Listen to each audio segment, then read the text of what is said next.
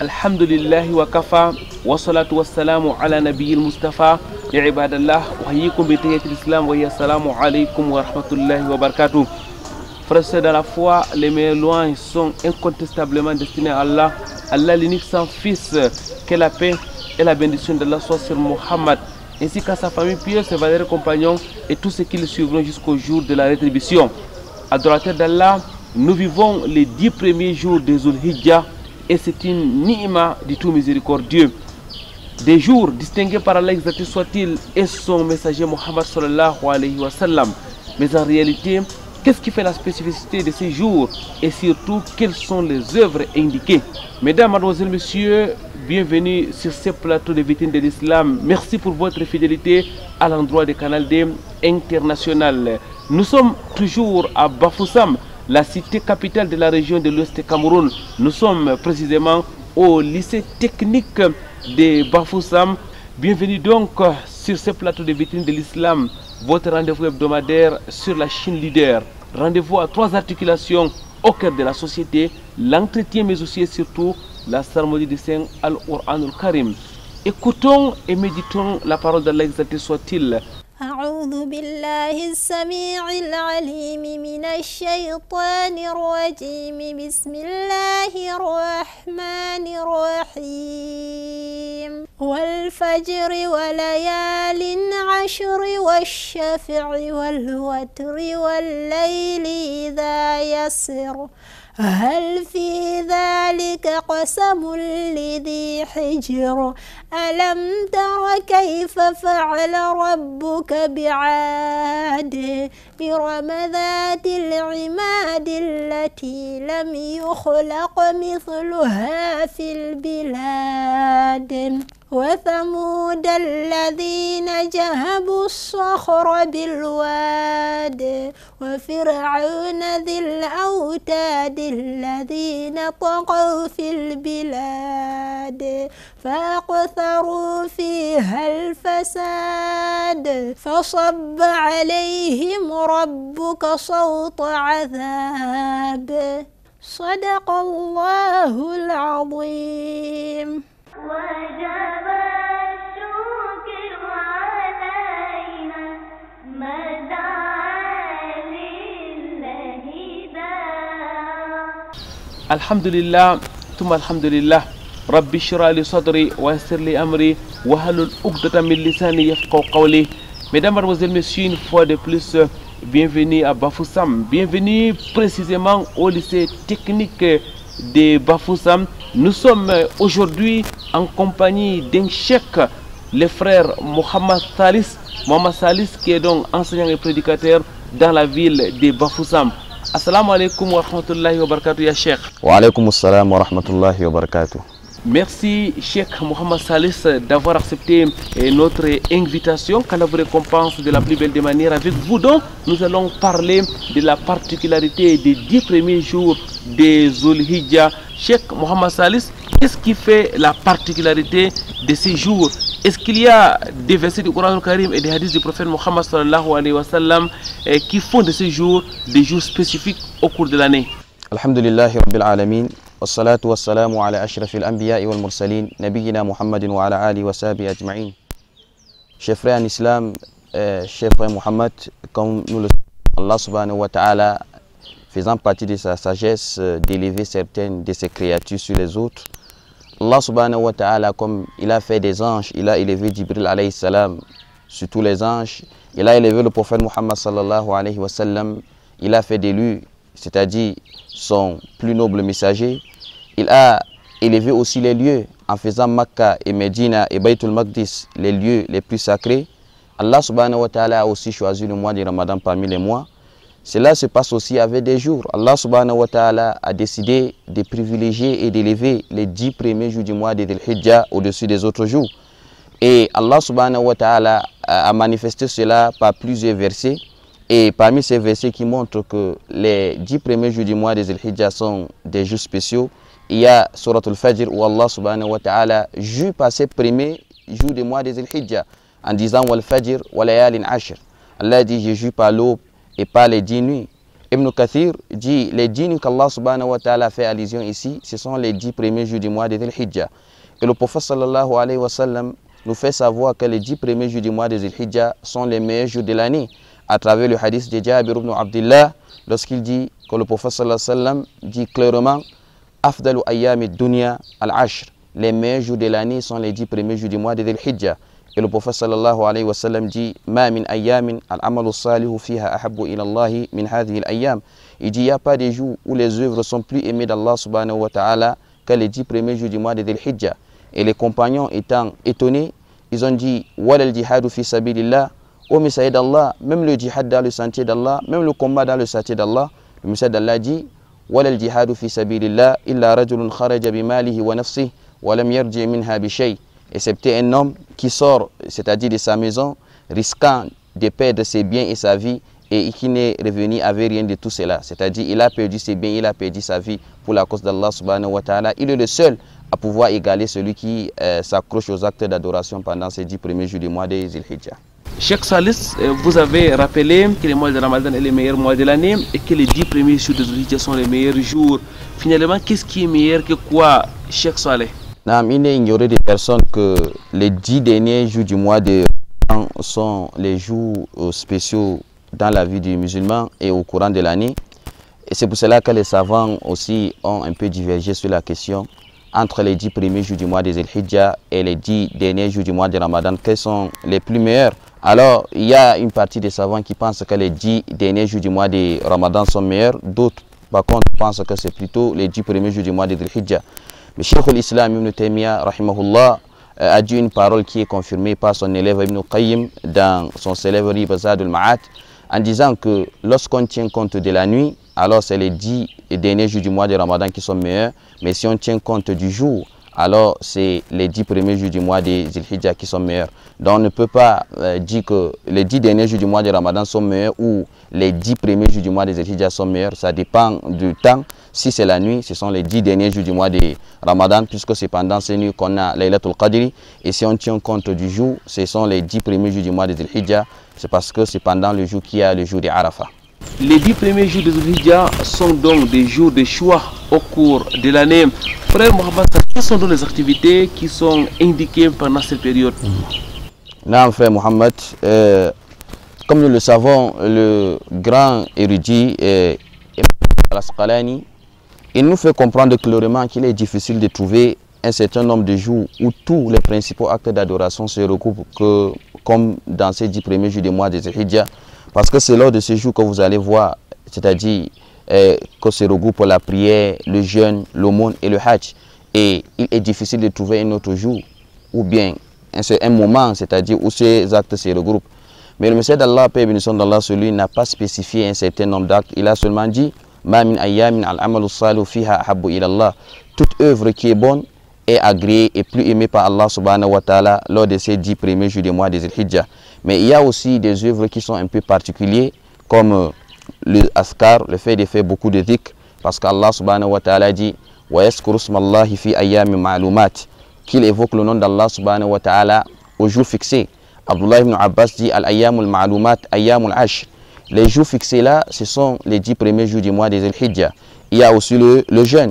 Hadith de Hafsa radiyallahu anha, elle dit que le messager d'Allah n'a jamais laissé de jeûner les 9 premiers jours du mois de Dhul-Hijjah, qui nous montre qu'il faut beaucoup jeûner. Celui qui a la possibilité de jeûner les 9 premiers jours, qu'il jeûne, parce que nous savons que le jeûne en particulier, et à n'importe quel moment, a plusieurs bienfaits. Lorsque le messager d'Allah, paix et bénédiction d'Allah, celui dit Man sama yawman fi sabilillahi ba'ada Allahu bidhalika al-yawm wajhahu anin nari sabina kharifa. Celui qui jeûne une seule journée pour Allah subhanahu wa ta'ala, Allah l'éloigne de l'enfer d'une durée de 110 ans. Si ça c'est la récompense du jeûner pendant des jours ordinaires, qu'en est-il alors de celui qui jeûne pendant ces 10 premiers jours du mois de Dhul-Hijjah? Il y a aussi la lecture du Coran, l'aumône, la sadaqa, la bienfaisance aux parents, l'entretien de liens de sang, al-Udhiya pour celui qui a la possibilité, le Hajj pour celui qui a la possibilité. Donc, en résumé, tous les actes qui sont bons, alors qui sont considérés comme bonnes œuvres, il faut alors faire beaucoup d'efforts de s'accrocher et c'est-à-dire de tirer son épingle du jeu sans exception. À vous écouter, frère Mohamed, c'est toutes les œuvres qui sont indiquées. Il faut donc rester dans la piété totale. Il faut renforcer sa relation verticale avec Allah, exalté soit-il. Non, frère Mohamed, c'est toutes les bonnes œuvres qui sont acceptées par Allah subhanahu wa ta'ala qu'il faut beaucoup effectuer pendant ces 10 premiers jours du mois des Al-Hijjah. Donc il faut encore renouer sa relation avec Allah subhanahu wa ta'ala et aussi avec les humains. C'est pour cela que nous avons parlé de la bienfaisance aux parents, c'est-à-dire le respect du droit du voisin, l'entretien du lien de sang, donner l'aumône parce que nous avons des pauvres, nous avons des orphelins, nous avons des veuves qui sont autour de nous. On ne peut pas leur donner l'aumône et avoir des récompenses comme lors de ces 10 premiers jours du mois des Al-Hijjah. Cheikh Salis, qu'Allah vous récompense pour ces éclairages. Quel est donc le comportement des compagnons du prophète Muhammad sallallahu alayhi wa sallam et de nos prédécesseurs pieux pendant ces 10 premiers jours des Al-Hijjah? Pendant ces 10 premiers jours du mois des Al-Hijjah, c'est-à-dire les compagnons et les prédécesseurs, ils ne s'amusaient pas. Ils faisaient tout leur effort de profiter de chaque seconde de ces 10 premiers jours du mois des Al-Hijjah. Et à tel point que Imam Ahmad, rahimahullah, il dit ad-dunya sa'a faj'alha ta'a. Il dit toute cette vie, toute cette dunya, ce n'est qu'un instant. Alors utilise cet instant dans l'obéissance, dans l'adoration. Ils accueillaient ces mois de Zil-Hijjah avec d'abord la purification de leur intention. Parce qu'ils savaient que tous les actes qu'ils devaient effectuer pendant ce mois, si les intentions ne sont pas bonnes, ne sont pas exclusivement pour Allah subhanahu wa ta'ala, Allah n'acceptera pas cela. C'est pour cela d'abord qu'ils voyaient d'abord leur intention et de la purifier. Et de deux, il accueillait aussi ce mois des Al-Hijjah avec le repenti sincère. Parce que nous savons que les péchés sont les causes qui obstruent l'autre humain de l'accomplissement des bonnes œuvres. Et une fois, après avoir effectué d'abord la purification de leur intention, le repenti sincère, alors il s'adonnait aux actes d'adoration parce qu'il savait que c'était une occasion en or qu'Allah subhanahu wa ta'ala, c'est-à-dire leur a donné, et il ne fallait pas négliger chaque seconde dans la prière, dans les invocations, dans la sadaqat, dans les bonnes relations avec les voisins, les parents, les proches, c'est-à-dire il ne négligeait rien. Alhamdulillah, alhamdulillah. Mesdames, mademoiselles, messieurs, nous allons à présent marquer une pause. Nous allons vous rejoindre chez vous, autour de vous, au cœur de la société.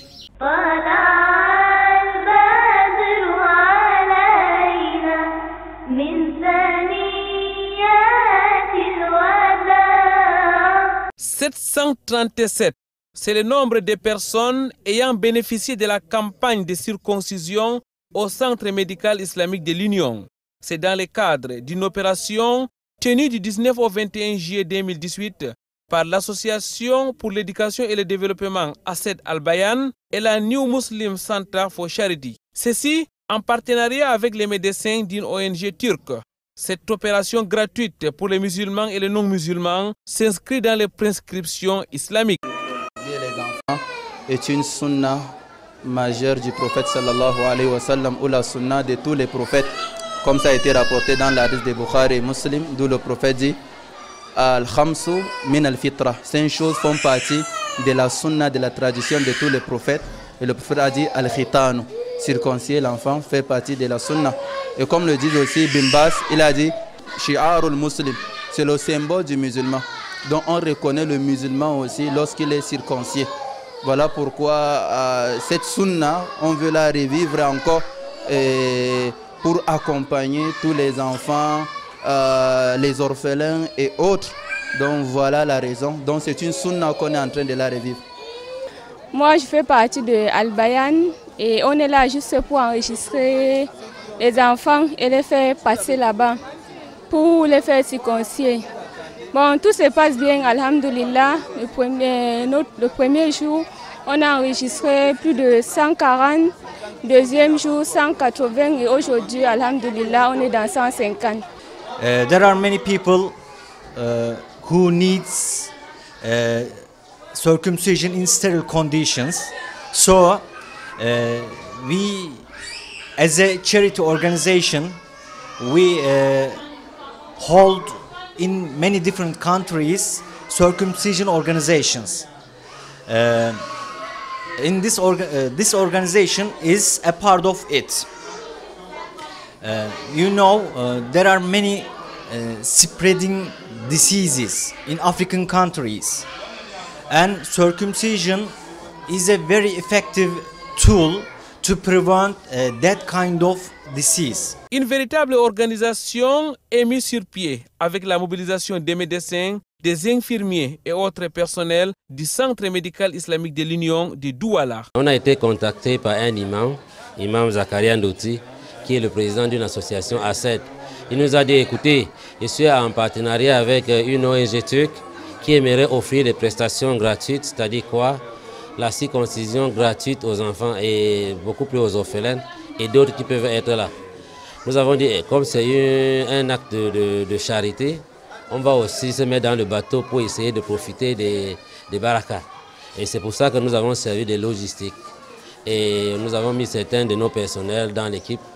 Et ça est en train de bien se passer, alhamdoulilah. La valeur de la circoncision, c'est qu'en fait, premièrement, c'est un acte esthétique. Vous savez, quand quelqu'un n'est pas circoncis, alors vous voyez qu'il va voir avec ceci, il vient aller à la piscine avec les autres. Vous allez constater que en fait, il aura un peu honte parce qu'on n'a pas enlevé. Et sur le plan de la propriété maintenant, vous savez, le prépuce qu'on enlève maintenant peut servir le réservoir des germes. Donc on peut à la limite avoir des infections, après des rapports non protégés, on peut avoir des infections sexuellement transmissibles. Donc c'est pour ça qu'il est important. Nous conseillons à tous les parents, à tout homme, de passer faire la circoncision, de se faire circoncire. Pour les parents, c'est un véritable soulagement. Je remercie les gens, à tous les mondes qui sont dans cette société-là, que je les remercie beaucoup parce qu'ils m'ont coupé.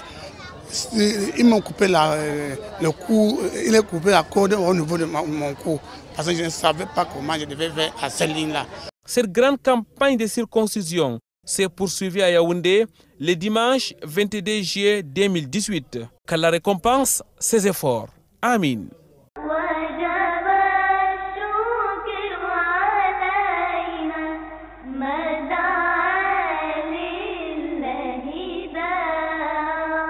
Retour sur ce plateau de victimes de l'islam, mesdames, mademoiselles, messieurs, nous sommes toujours à Bafoussam, la cité capitale de la région de l'ouest de Cameroun. Nous sommes en compagnie du frère Mohamed Salis, enseignant et prédicateur dans la ville de Bafoussam.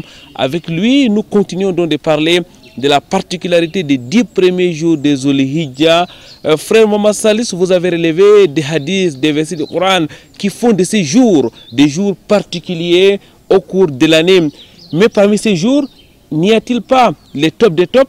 Est-ce que le 9e jour, par exemple, est au même titre que les autres jours? Non, frère Mohamed, le 9e jour du mois des Zulhijja, le jour de Arafat, c'est le meilleur de ces 10 jours. Parce que ces jours regorgent en son sein plusieurs des bienfaits d'Allah subhanahu wa ta'ala. En commençant, c'est lors de ce 9e jour, le jour de Arafat, qu'Allah subhanahu wa ta'ala a parachevé cette religion.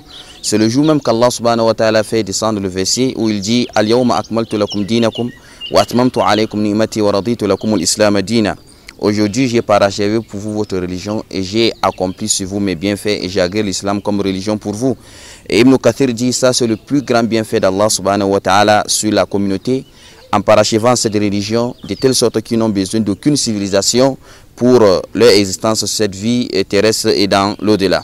Et aussi c'est le jour où Allah subhanahu wa ta'ala a franchi le plus ses serviteurs de l'enfer. Le hadith de Aïcha radhiyallahu anha où elle dit « Ma min ayyamin ou ma min yawmin akthara min an yu'tika Allahu fihi 'abdan min an-nari min yawmi Arafa » Il n'y a pas de jour où Allah subhanahu wa ta'ala a franchi les serviteurs le plus de l'enfer comme le jour de Arafat. Et aussi c'est le jour que le jeûne de ce jour nous octroie, c'est-à-dire une très grande récompense, dans ce sens que Allah subhanahu wa ta'ala expie les péchés de 2 années. Et Abu Qatadat al-Ansari, il dit, le prophète sallam dit yani ahtasibu ala Allahi an yukaffira sanata allati qablahu wa sanata allati ba'dahu. Donc le jeûne du jour de Arafat expie les péchés de 2 années, l'année passée et l'année prochaine. Cela nous montre que en jeûnant le jour de Arafat, même si on n'a pas eu l'occasion de jeûner les 8 premiers jours du mois des Zulhijja, il ne faut pas s'amuser, il ne faut pas, c'est-à-dire délaisser le jeûne du 9e jour, parce qu'avec ces récompenses, vraiment, il ne faut pas négliger. Et aussi, le jour de Arafat, c'est le jour où les invocations sont meilleures. Le prophète sallam dit « Khayru du'a'i du'a'u yawmi Arafat » Les meilleures invocations sont les invocations des jours de Arafat. « Wa khayru ma qultu ana wa nabiyyuna min qabli la ilaha illallah wahdahu la sharika lah lahul mulku wal hamdu wa huwa ala kulli shay'in qadir » Le prophète sallam a dit « Les meilleures invocations sont les invocations des jours de Arafat. » Et les meilleures paroles qui sont sorties de ma bouche et des prophètes qui m'ont précédé, c'est la ilaha illallah, wahdahu la sharika lah, lahu mulku wa lahu hamdu wa huwa ala kulli shay'in qadir. Frère Mohamed Salis, à vous écouter, c'est donc un jour spécial pour les pèlerins d'abord qui sont stationnés sur le mont Arafat, mais aussi un jour spécial pour les non-pèlerins qui peuvent aussi profiter de ces jours. Naam, frère Mohamed, c'est un jour spécial pour les pèlerins parce que le prophète sallallahu alayhi wa sallam, lors de son pèlerinage d'adieu, après le coucher du soleil, il a fait appeler Bilal, il a demandé à Bilal de faire taire les gens. Lorsqu'ils se sont tués, alors le prophète sallam a fait ses bonnes annonces en disant que Allah subhanahu wa ta'ala vient d'envoyer Jibril pour m'adresser la salam et d'informer tous ceux qui sont ici qu'Allah subhanahu wa ta'ala a pardonné tous les péchés. Et Omar radiyallahu anhu, il a dit, Ya Rasulallah, c'est seulement pour les gens de cette époque ou bien pour tous ceux qui viendront se stationner ici. Monsieur d'Allah dit c'est pour tous ceux qui viendront se stationner ici. Cela montre que d'abord celui qui est à Arafat, il a ses récompenses, tous ses péchés sont pardonnés. Et celui aussi qui est resté à la maison avec le jeûne du jour de Arafat, il a aussi, c'est-à-dire les péchés des 2 années est pardonné et il a aussi ses invocations par la grâce d'Allah subhanahu wa ta'ala exaucées. Après le jour de Arafat, c'est le 10e jour de Zulhijja, qui est donc un jour de fête. Qu'est-ce qui fait donc la singularité du 10e jour de Zulhijja? Ce qui fait la singularité du 10e jour de Zulhijja est que c'est le jour de la grande fête. Le jour où Allah subhanahu wa ta'ala a mentionné par Yawmul Hajj al-Akbar, le jour du grand pèlerinage. C'est aussi Yawmul Nahri, le jour du sacrifice, où le messager d'Allah, paix et bénédiction d'Allah, nous dit dans son hadith authentique, Inna a'zama al-ayyami inda Allahi yawmun nahri thumma yawmul qar. Le jour le plus grand auprès d'Allah subhanahu wa ta'ala, c'est le jour du sacrifice et ensuite le jour de stabilisation, c'est-à-dire le 11e jour où les pèlerins se stationnent à Mina. Et c'est le jour aussi que les musulmans ont la possibilité, c'est-à-dire d'être en pleine réjouissance, où ils portent les beaux vêtements, où ils se visitent mutuellement, où ils se font des vœux. Ils font tout cela parce que c'est la fête en islam. Comme le messager d'Allah dit, nous avons 2 fêtes, la fête de Ramadan, de la rupture du mois de Ramadan, du jeûne du mois de Ramadan et pour le sacrifice. Et cela nous permet aussi de commémorer l'acte d'Ibrahim alayhi salam qui a marqué sa soumission totale à Allah subhanahu wa ta'ala lorsqu'il lui a demandé de sacrifier son fils pour Allah subhanahu wa ta'ala. Donc non seulement on fête, mais on se rappelle aussi que c'est un moment qui nous rappelle la soumission totale d'un serviteur à Allah subhanahu wa ta'ala et aussi l'obéissance qu'un enfant a envers son père, parce que lorsque Ibrahim alayhi salam a demandé à Ismaïl que voici ce que mon Dieu m'a ordonné, il a dit If al-matu umar, satadiluni insha'Allahu minas sabirin. Fais ce qu'on t'a ordonné et tu me trouveras parmi les endurants. Donc il faut que la fête, le jour de fête nous rappelle tout cela dans la joie, dans la concorde, dans les visites mutuelles et dans les bonnes invocations, c'est-à-dire qu'on se fera les uns aux autres. Le 10e jour de Zulhijja, c'est un jour de fête, mais surtout un jour de sacrifice. Frère Mohamed Salis, qu'est-ce qu'on doit donc sacrifier en ce jour? Quelle est la nature de l'animal qui doit donc être sacrifié pour Allah en ce jour? Naam, cher frère Mohamed, Allah subhanahu wa ta'ala lui-même, il a déterminé la nature de l'animal à immoler en nous disant dans le Coran al-Karim, dans Surat al-Hajj, wa li kulli ummatin ja'alna mansakan liyaskuru ismallahi ala ma razaqahum min bahimatil an'am. Allah subhanahu wa ta'ala dit à chaque communauté, nous avons assigné un rite sacrificiel pour qu'il évoque le nom d'Allah subhanahu wa ta'ala pour ce qui leur a attribué parmi les bêtes de troupeaux ou les bêtes de cheptel. Cela nous montre que c'est seulement les bahimat al-an'am qui sont indiqués pour le sacrifice. Et lorsqu'on parle des bahimat al-an'am, on parle des camalidés, on parle des bovins, on parle des ovins, on parle des caprins. Lorsqu'on parle des camalidés, on fait allusion aux chameaux. Et lorsqu'on parle des bovins, on fait allusion à la vache, au bœuf. Lorsqu'on parle des ovins, on fait allusion aux brebis, on fait allusion, c'est-à-dire aux béliers, aux moutons. Et lorsqu'on parle des caprins, on fait allusion aux chèvres, aux boucs. Donc voici les seules espèces indiquées pour le sacrifice. Autant d'espèces qui sont indiquées pour le sacrifice, vous l'avez dit, frère Mohamed Salis, mais quelles sont les caractéristiques de ces bêtes? Est-ce qu'il y a des âges requis? Est-ce qu'il y a des caractéristiques qui sont indiquées par le prophète Mohammed sallallahu alayhi wa sallam? Et comme nous le savons, en matière de religion, Allah subhanahu wa ta'ala, il n'a rien laissé en suspens. La législation a tout déterminé, de telle sorte qu'il n'y ait pas de, c'est-à-dire des divergences sur le caractère ou bien sur les caractéristiques de ces bêtes à immoler. Par rapport aux chameaux, alors la législation donne pour âge minimal, c'est-à-dire 5 ans. Et en ce qui concerne les bœufs, la législation donne 2 ans. Et en ce qui concerne moutons, brebis ou béliers, c'est-à-dire on parle de 6 mois, mais il est préférable de chercher, c'est-à-dire un brebis ou bien un bélier ou un mouton qui a déjà 1 an. Mais si on sacrifie celui qui a, c'est-à-dire 6 mois, c'est accepté par la charia. Et en ce qui concerne les chèvres ou boucs, alors il est impératif que ces bêtes aient au minimum 1 an. Et quelles sont les bêtes qui sont interdites d'immolation en ce jour? En ce qui concerne les bêtes interdites pour l'immolation, le prophète sallam l'a bien déterminé dans son hadith en disant Arba'un la tujza'u fil adahi al-awra al-bayyinu awaruha wal-marit al-bayyinu maraduha wal-arja al-bayyinu dhala'uha wal-kasiratu allati la tunqi.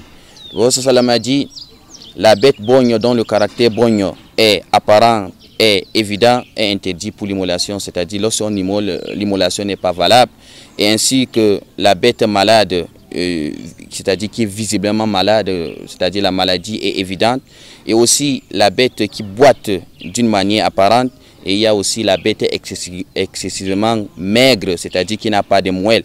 À ce moment, si on a des bêtes qui ont ces caractéristiques, alors même si on les immole, cela ne sera pas considéré comme un sacrifice, puisque la charia et le prophète sallam l'a clairement interdit. À présent, frère Mohamed Salih, je voudrais qu'on rentre dans la tradition pure du prophète Mohammed sallallahu alayhi wa sallam. Au-delà de ses indications, lui-même, quelle était donc la bête qu'il a immolée?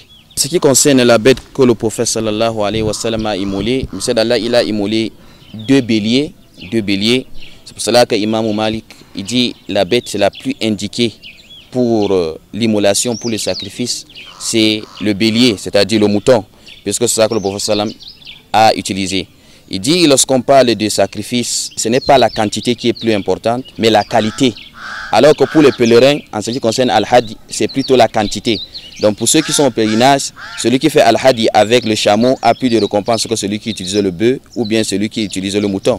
En ce qui concerne le sacrifice qu'on fait ici là pour les non-pèlerins, alors ce qui est indiqué, c'est le bélier, puisque c'est ça que le messager d'Allah a utilisé, et c'est la viande qui semble être la plus savoureuse en ce domaine. C'est pour ça qu'Imam Malik dit ici, on a besoin de la qualité et non de la quantité. C'est pour ça que le prophète sallam a utilisé, ou bien il a immolé le bélier, parce que c'est la bête qui est plus savoureuse en ces matières. Merci Cheikh Mohamed Salih pour ces éclairages.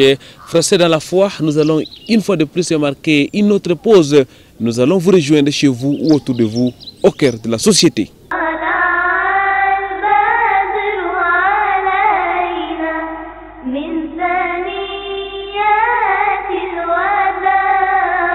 Le séminaire national de vacances de l'association des élèves et étudiants musulmans du Cameroun, Kamsou 2018, s'est tenu du 3 au 11 août à l'Éniel de Nkolfoulou à Yaoundé.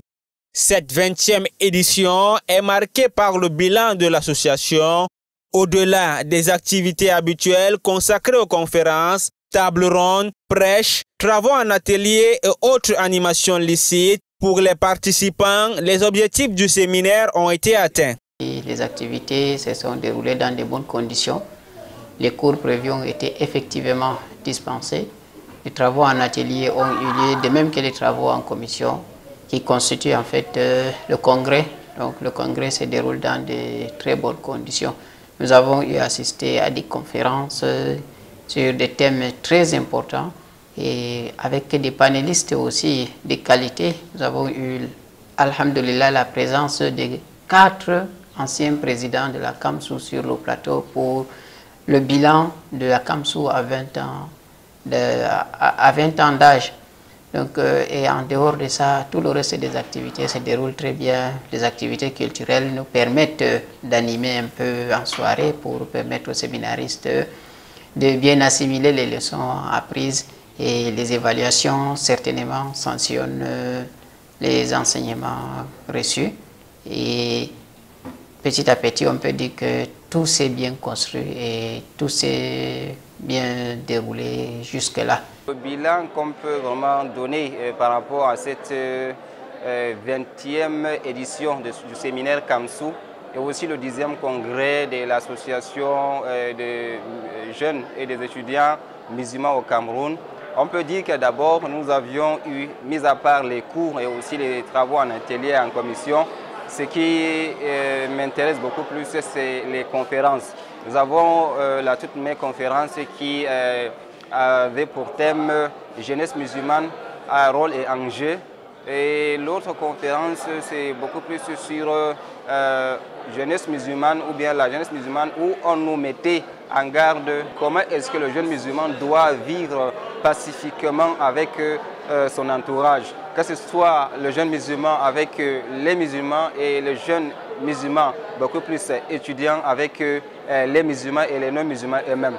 Alors les conférenciers se sont vraiment battus pour essayer de nous donner ainsi la quintessence et aussi les leçons à tirer de ces différents thèmes. Alors aujourd'hui, on peut dire que nous avons les ressources positives et l'énergie positive aussi de pouvoir vivre en harmonie dans n'importe quelle société, peu importe la multiplicité et même la multiculturalité de cette société. Parce que d'abord l'islam, on se dit, c'est la religion comme Allah l'a dit aussi, je vous ai créé du mâle et des femelles, et aussi en nations et des tribus pour que vous entreconnaissiez. Et là, la Kamsou ne fait pas exception. C'est le pourquoi aussi de cette assise, de ce rassemblement. Depuis le 3 jusqu'à aujourd'hui, on s'est dit qu'on a vraiment retenu beaucoup de choses et l'heure est à la mise en pratique de ce qu'on a pu retenir. Outre l'implication des membres du bureau national, la réussite de ce rendez-vous annuel des élèves et étudiants musulmans du Cameroun a été enregistrée grâce aux efforts alloués par les présidents régionaux. With the members of the bureau, in collaboration with the regional branches, we did try to see to it that we remain in the objectives that were set by the founding fathers of Kamsou, and it is in that line that we just strive in order to maintain unity, continue with the activities of teaching, strengthening fraternity and improving or reinforcing good morals behavior in the various campuses, as well as inculcating values in the members. I should say that it has been a difficult one, but by the grace of Allah subhanahu wa ta'ala we have come to the end. We can only wish that through our mandate we have been able to contribute in one way or the other to the strengthening of the unity of the association, and our wish is that Kamsou should continue moving ahead, because at least we can say that it is a forum, an environment whereby the Muslim students in particular and the youth in general can be able to follow their normal activities, academics and other professional activities, as well as worshiping their Creator or making effort to learn about their religion so that they should worship their Creator well.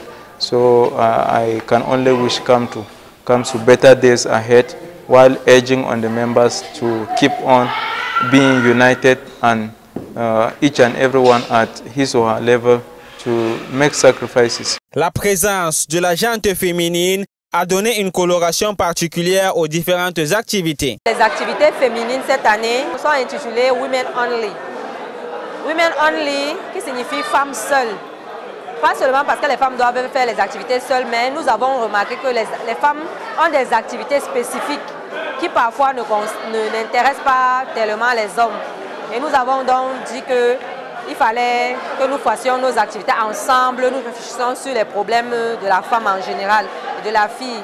Et principalement parce que quand nous organisons les jeux, il y a certains jeux qui nécessitent que nous soyons seuls parce que les hommes ne doivent pas être là, parce qu'il faut que peut-être on n'est pas voilé comme lorsqu'on est devant les hommes. C'est pour cela.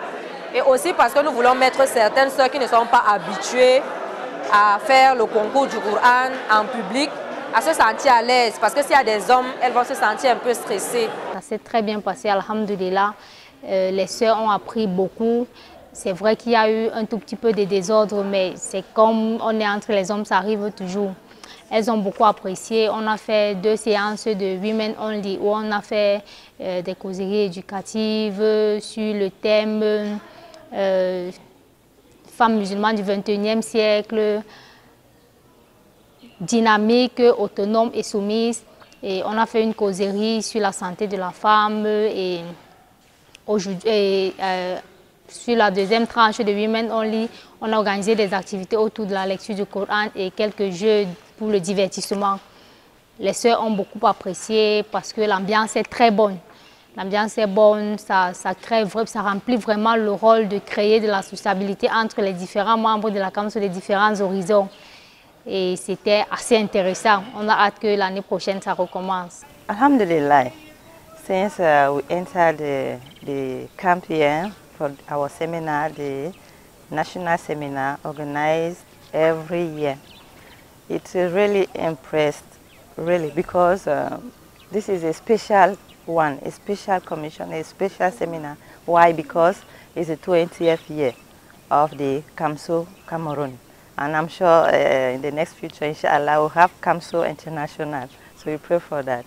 So what was really amazing is that we realized that there were so many activities. That is the most important one. Then another one is that we came here, like many delegations, to acquire two main things. We have the knowledge, let me call it the worthy knowledge, then the Islamic knowledge, which is very important for the humanity. So I'm very happy for that. Ce 20e séminaire national de la CAMSO s'est soldé par la reconduction du bureau sortant, conduit par Hamidou Oumarou Sanda. Rendez-vous est pris en 2019 pour la 21e édition à Maroua, Inch'Allah.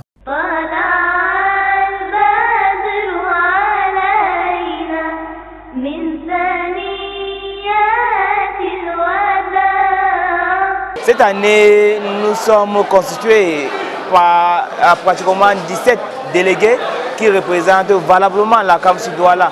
Alhamdulillah, parvenu pratiquement à la fin du séminaire, nous sommes satisfaits de notre participation ici même à Yaoundé parce que les activités qu'on a prévues organiser ici même sur place ont été une réussite. Parmi ces activités, nous avons l'exposition. On a été la seule branche de la CAMSO à exposer ici même au séminaire. Je pense que c'est une réussite. Le séminaire de cette année, comme vous le savez tous, c'est un séminaire spécial, c'est-à-dire un séminaire à congrès, dans lequel il faut voir la révision de la politique générale de la CAMSO et également les textes de la CAMSO. Et par ailleurs, c'est un séminaire qui consiste à renouveler ou bien à limiter le mandat du président de la CAMSO en fonction. Il y a une nette amélioration par rapport au séminaire de l'année passée. Il y a eu plus d'activités dans l'organisation, était mieux par rapport aux années précédentes. Alhamdulillah, côté organisation, nous sommes satisfaits parce que jusqu'à présent, nous n'avons pas encore enregistré des cas, pas de bobos. Donc alhamdulillah, on ne va pas dire qu'on est entièrement satisfait, mais alhamdulillah, les œuvres de l'être humain n'est pas parfait car le seul qui est parfait, c'est Allah Azza wa Jal. Donc, je dirais que nous sommes dans la catégorie 9 sur 10. Oui, alhamdulillah. Donc, on ne va pas dire que c'est mauvais. C'est vrai qu'il y a quelques manquements, mais par la grâce d'Allah, ça avance. Ça avance et vraiment on félicite le Bureau national pour cette organisation. Alhamdulillah, for this particular year, I must say it is a special year for us because we have 18 participants from Buea, which is something that we have never had before. And I must say that we are very happy that most of our members, or some of our members, are participating in this particular event, which is just yearly. And coupled to that, I must say, this is my third national seminar, but I must say this one is with a different. Why am I saying that? Because the level of bilingualism has really improved as compared to the past 2 years. Because it's something that some of our members do complain that most often they are not coming for the national seminar because most of the activities that I've been doing is mostly in French. But alhamdulillah, I think there is an improvement in the issue of bilingualism. Most of the activities that are being translated, and you see the teachers too are trying their best, and the National Bureau, I must give them a salute for that. But however, they still need to do more. I believe that they can do more than that. What they have been doing is really great, but inshallah, and we pray that Allah should assist them so that they can do more in that domain. I believe for each and every member from my branch who have attended this seminar, he or she will not go back without achieving something. many activities that have taken place during the seminar. There is improvement in socialism. There is improvement in the multiculturalism. As the seminar is involved different people from different tribes, and it has also boosted the relationship between Muslim brothers and sisters.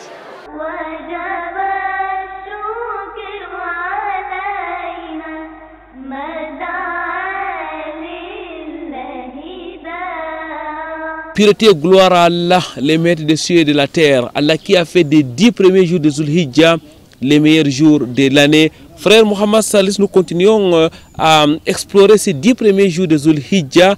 Tout à l'heure, vous avez dit, parmi ces jours, il y a les meilleurs encore, notamment le jour de Arafat, mais aussi le 10e jour qui est un jour de fête et de sacrifices. Autant de bêtes que le prophète Mohammed sallallahu alayhi wa sallam a énumérées comme indiqué pour le sacrifice. Mais quelles sont les récompenses liées au sacrifice, frère Mohamed Salis? Avant de parler des récompenses, il est important de rappeler aux frères que le prophète sallallahu alayhi wa sallam a dit إذا دخل شهر ذي الحجة وأراد أحدكم أن يضحي فليمسك عن شعره يعني وأظفاره. Monsieur d'Allah dit lorsque le mois de Dhul Hijjah entre et que l'un d'entre vous a l'intention de faire le sacrifice alors qu'il s'abstient de raser ses cheveux, de tailler les ongles ou de s'épiler jusqu'à ce qu'il sacrifie sa bête. Donc pour ceux-là qui vont faire le sacrifice, une fois le mois de Dhul Hijjah entré, alors qu'ils s'abstiennent de tout cela jusqu'au moment du sacrifice. Et concernant la récompense de celui qui immole une bête, il faut d'abord rappeler que la récompense d'abord est assujettie à la pureté de l'intention. Parce qu'Allah subhanahu wa ta'ala dit clairement ni les chairs, ni les sangs n'atteignent Allah subhanahu wa ta'ala. C'est qu'Allah veut de vous, c'est la pureté de l'intention. Il faut que cela soit fait pour Allah, pas pour faire plaisir aux enfants, pas pour éviter les moqueries des voisins. Il faut le faire pour Allah. Et lorsqu'on respecte ces conditions, le message d'Allah dit Ma amila adamiyyun min amalin ahabbu ila Allah yawman nahari min ihraqi dam. Il dit le 10e jour du mois de Dhul Hijjah, l'homme n'a effectué une œuvre plus aimée d'Allah subhanahu wa ta'ala que de faire couler le sang. C'est-à-dire le fait de faire le sacrifice. Le message d'Allah dit Wa innahu la yati yawm al-qiyamati bi quruniha wa adlafiha wa ash'ariha.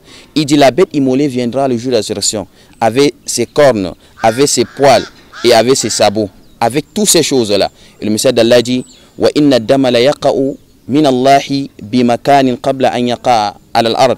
Il dit le sang qui se verse lors de l'immolation atteint un rang, une place élevée auprès d'Allah subhanahu wa ta'ala avant que cela ne touche le sol. C'est-à-dire que lorsqu'on fait le sacrifice, le sang acquiert d'abord une place élevée auprès d'Allah avant qu'il ne touche le sol. Et lorsque le message d'Allah nous détermine que le jour de la résurrection, cette bête viendra en entier, c'est pour que cette bête pèse le plus grand possible, ou bien ait le plus grand poids possible sur la balance de l'être humain ou bien de celui qui a fait le sacrifice le jour de la résurrection. Donc il ne faut pas négliger ceux qui ont la possibilité de le faire.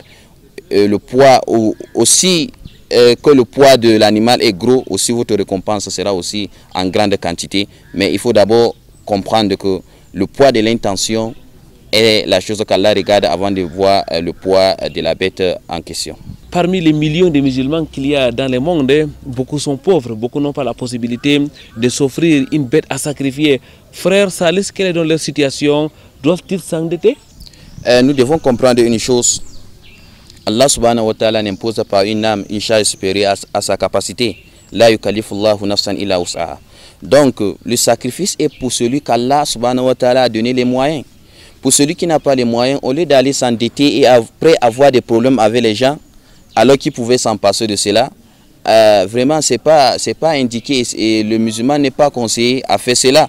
Donc s'il a la possibilité de faire le sacrifice, qu'il le fasse, et s'il n'a pas la possibilité, alors qu'il s'abstient et qu'il ne le fait pas. Parce que le messager d'Allah, paix et bénédiction d'Allah sur lui, il a sacrifié à son temps 2 béliers, et le deuxième bélier il a dit oh Allah subhanahu wa ta'ala, ces sacrifices, c'est pour ma communauté qui n'ont pas la possibilité de faire le sacrifice. Donc si tu n'as pas la possibilité de faire le sacrifice, alors ne te dérange pas. Le messager d'Allah a déjà fait le sacrifice pour toi et tu auras la récompense de ton intention.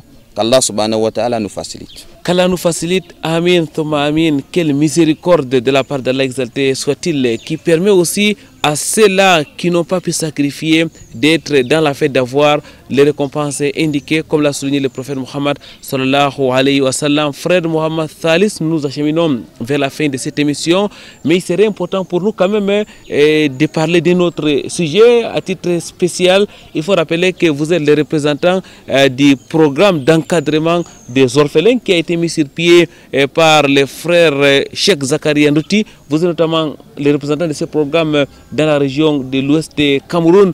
Frère Mohamed Salis, est-ce qu'on peut revenir un tout petit peu sur ce programme-là afin de permettre à ceux qui nous suivent aussi d'avoir une idée claire par rapport à ces déploiements pour l'encadrement des orphelins?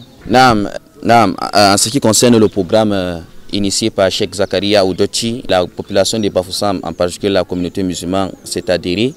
Et par la grâce d'Allah subhanahu wa ta'ala, nous avons une très grande somme que nous avons eue cette année et dont nous avons présenté à la remise nationale des dons à ces orphelins.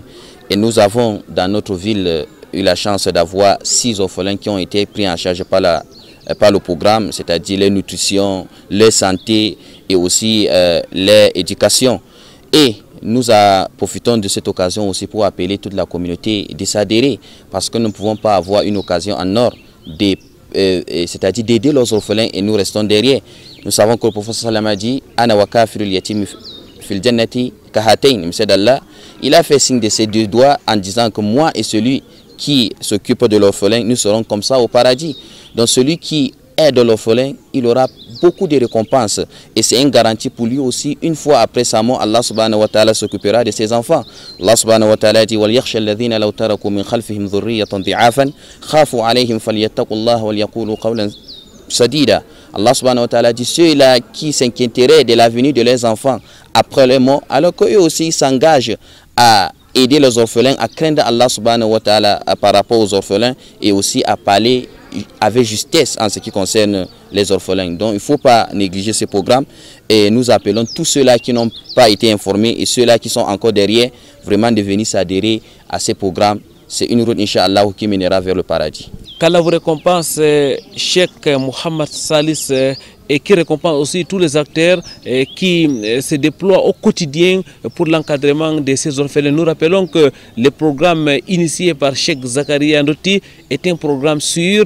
Il consiste tout simplement, frère dans la foi, à donner un minimum de 100 francs par semaine pour l'éducation, pour l'instruction, pour la santé, pour la nutrition des orphelins ici au Cameroun, et pourquoi pas dans le monde entier dans un avenir proche. Pour plus d'informations, vous pouvez, Inch'Allah, nous appeler à travers le numéro qui s'affiche sur votre petit écran, car l'émission Victime de l'Islam est partenaire de ce programme ô combien important pour notre communauté. Frère Mohamed Salis, c'était simplement une parenthèse. Avant donc de vous laisser partir, nous vous disons une fois de plus merci. Nous allons donc vous demander un dernier mot à l'endroit de tous ceux qui nous suivent. Alhamdulillah Rabbil Alamin. Mohamed, d'abord je vous remercie de m'avoir donné la possibilité de m'exprimer sur la question. Et de deux, je rappelle à toute la communauté, il y a aussi aujourd'hui une sunna qui a été abandonnée.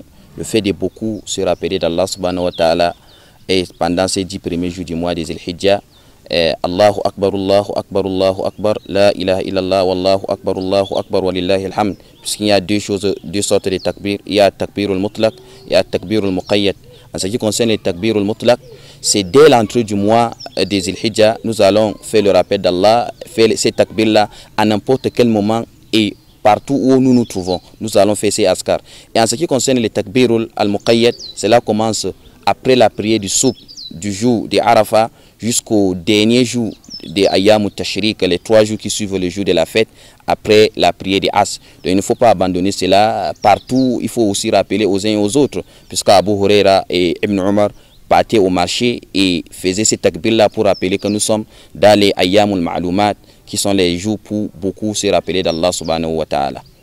Et par anticipation, nous souhaitons bonne fête à toute la communauté et que nous fêtons selon la législation islamique. Bonne fête par anticipation à vous aussi. Taqabbalallahu minna par anticipation, frère Mohamed Salis, qu'Allah vous récompense de la plus belle des manières. Merci d'avoir accepté notre invitation. Il va falloir donc œuvrer comme il se doit pendant ces 10 premiers jours des Zulhijjah. Il faut notamment jeûner pendant les jours de Arafat et invoquer Allah exalté soit-il. Et le 10e jour, les meilleurs gestes qu'on puisse faire, c'est celui d'immoler un animal pour Allah exalté soit-il. Sur ce, subhanakallahumma wa bihamdik, nashhadu an la ilaha illa anta nastaghfiruka wa natubu ilayk. À vendredi prochain, lorsqu'il sera 16h30 heure du Cameroun, dans le cadre de la diffusion de cette émission, ou samedi à 6h30 dans la rediffusion. Merci au frère Ousmane Toukam qui a assuré la partie technique de cet enregistrement. Merci à tous les autres techniciens des canaux internationaux.